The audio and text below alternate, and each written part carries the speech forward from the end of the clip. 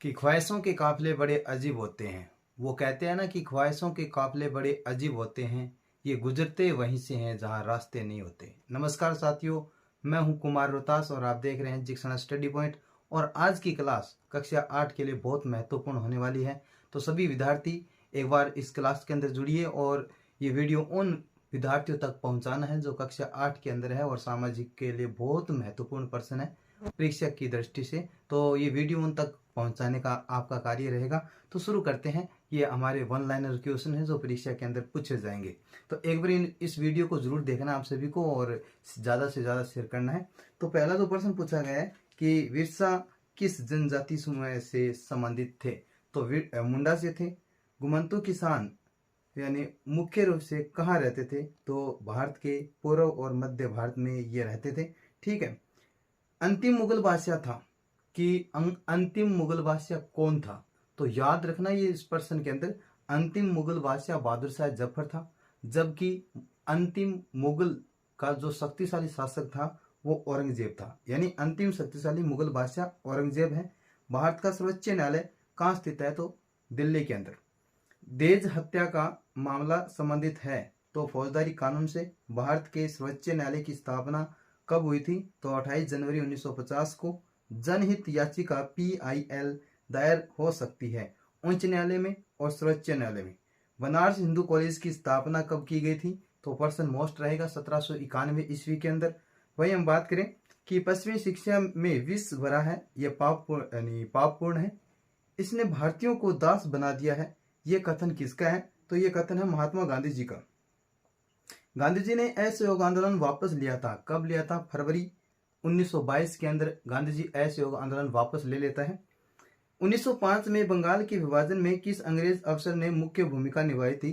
तो Lord Curzon ने मुख्य भूमिका निभाता है और जब पंजाब का विभाजन होता है 1905 के अंदर। ठीक है। द्वितीय क्रियाओं को किस नाम से जाना जाता है। तो याद रखना उद्योग के नाम से जाना जाता है। अगला प्रश्न देखो भाई कि द्वितीय क्रियाओं को किस नाम से जाना जाता है। तो उद्योग से जाना जाता है। कोई एक बड़े पैमाने का उद्योग ऑटोमोबाइल है। विश्व का घना बसा क्षेत्र दक्षिणी पूर्वी एशिया है। संपूर्ण विश्व का औसत जनसंख्या घनत्व है 51 प्रति वर्ग किलोमीटर में, यानी 1 वर्ग किलोमीटर में 51 लोग रहते हैं। पूरे विश्व की हम जनसंख्या घनत्व की बात करें तो संपूर्ण विश्व का औसत जनसंख्या घनत्व बात करते हैं 51 प्रति वर्ग किलोमीटर। जनसंख्या वितरण को प्रभावित करने वाले भौगोलिक कारक स्थलाकृति, जलवायु, मृदा आदि क्या करती हैं।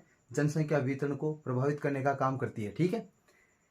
अब अगला प्रश्न है कि 13 अप्रैल को जलियांवाला बाग में किए गए जनसंहार के प्रति अपना रोष जताते हुए किसने नाइटहुड की उपाधि लौटा दी थी। तो याद रखना रविंद्रनाथ टैगोर ने नाइटहुड की उपाधि लौटा देता है। वही अगला प्रश्न है कि सर्वोच्चता की नीति किसने प्रतिपादित की थी। तो लॉर्ड हेस्टिंग ने की थी।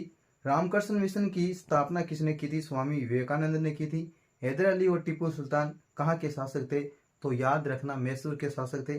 अगला प्रश्न है देखो कि फोर्ट गिलेस्ट अवस्थित है पश्चिमी बंगाल। प्राकृतिक रेशा जूट ज्योतिबा फुले द्वारा स्थापित संगठन का नाम याद रखना। मोस्ट प्रश्न है ये सत्य शोध जो समाज था ज्योतिराव फुले द्वारा संगठित एक समाज का या एक संगठन का नाम है। सुधा डेयरी सहकारी उपक्रम है, यह भी प्रश्न मोस्ट रहेगा। ठीक है। अगला प्रश्न, एक परिवार द्वारा अपनी आवश्यकता की पूर्ति हेतु की जाने वाली कृषि कहलाती है। तो याद रखना निर्वाह कृषि कहलाती है। उत्तरी पूर्वी भारत में की जाने वाली स्थानांतरण कृषि को किस नाम से जाना जाता है। तो झूम नाम से जाना जाता है। कौन से यह यहाँ को जल संग्रह कहा जाता है, यानी सॉरी कौन से ग्रह को जल ग्रह कहा जाता है। तो याद रखना पृथ्वी को। सुलभ इंटरनेशनल एक गैर सरकारी संगठन है, ये प्रश्न मोस्ट रहेगा।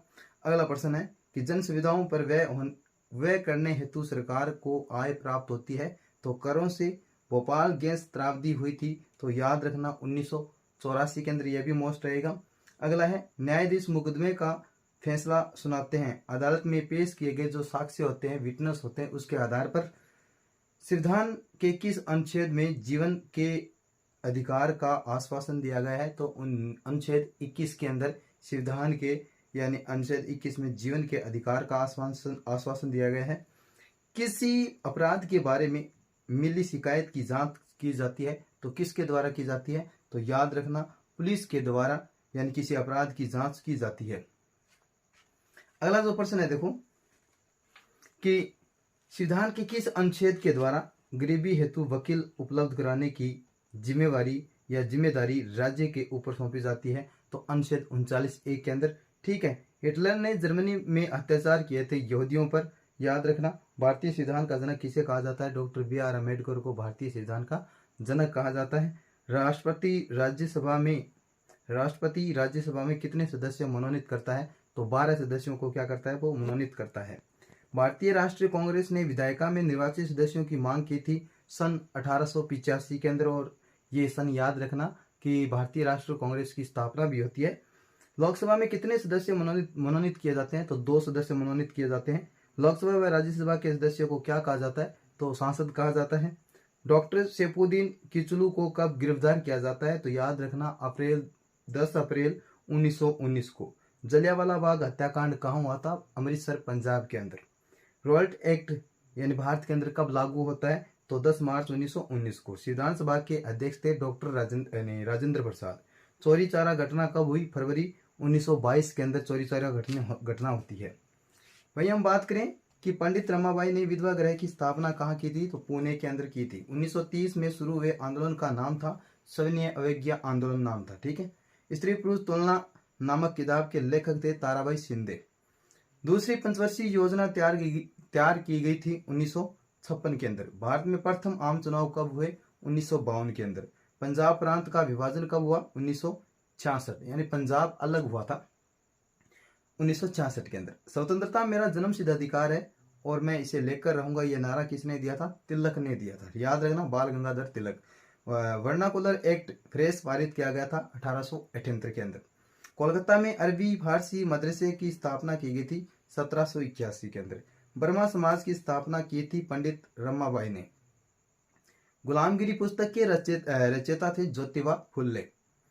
मंदिर प्रवेश आंदोलन किसने शुरू किया था? बी.आर. अम्बेडकर ने। टीपू सुल्तान की मृत्यु कब होती है? 1799 के अंदर। प्लासी का युद्ध कब हुआ था? 1757 ईस्वी के अंदर प्लासी का युद्ध होता है। ठीक है, बक्सर का युद्ध लड़ा गया था 1764 ईस्वी में। ए हिस्ट्री ऑफ ब्रिटिश इंडिया नामक पुस्तक लिखी थी जेम्स मिल ने। चूना पत्थर व जिप्सम का उपयोग किस उद्योग में किया जाता है? तो सीमेंट उद्योग के अंदर क्या किया जाता है?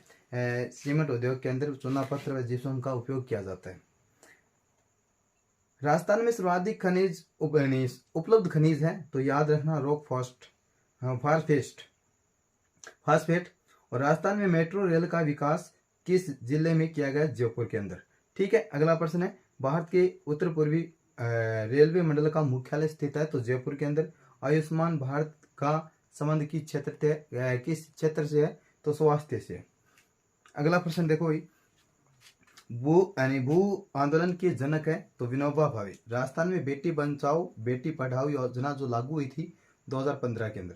राजस्थान में पहला ग्राम न्यायालय खोला गया तो बस्सी गांव के अंदर, जयपुर के अंदर खोला गया। राजस्थान का प्रसिद्ध जल दुर्ग है गागरोन का दुर्ग।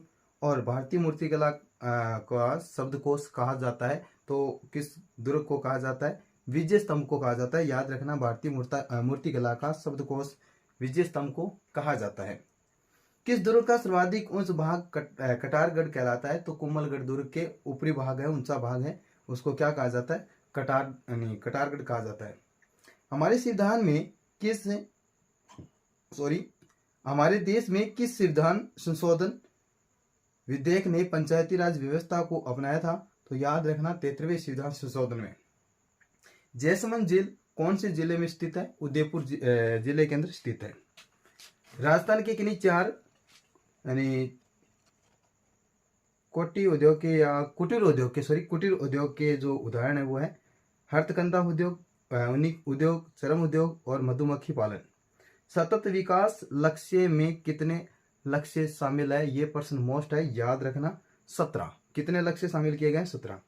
राजस्थान के किस भौगोलिक क्षेत्र में जनसंख्या घनत्व सबसे कम पाया जाता है? तो मरु प्रदेश या मरुस्थल प्रदेश के अंदर सबसे कम जनसंख्या घनत्व है राजस्थान के अंदर पाया जाता है। अगला प्रश्न है कि मत्स्य संघ में कौन कौन सी रियासतें शामिल हैं? मत्स्य संघ यानी पहला जो चरण था राजस्थान का, उसके अंदर अलवर, धौलपुर, भरतपुर और करौली था। याद रखना, अलवर को राजधानी बनाया गया था, यह भी याद रखना। और ये थे हमारे एक वन लाइनर क्वेश्चन 8वीं क्लास के लिए, बहुत महत्वपूर्ण प्रश्न है और इनको आप पेपर बोर्ड की परीक्षा देने से पहले एक बार जरूर देखोगे इसको। ठीक है, जय हिंद, जय भारत।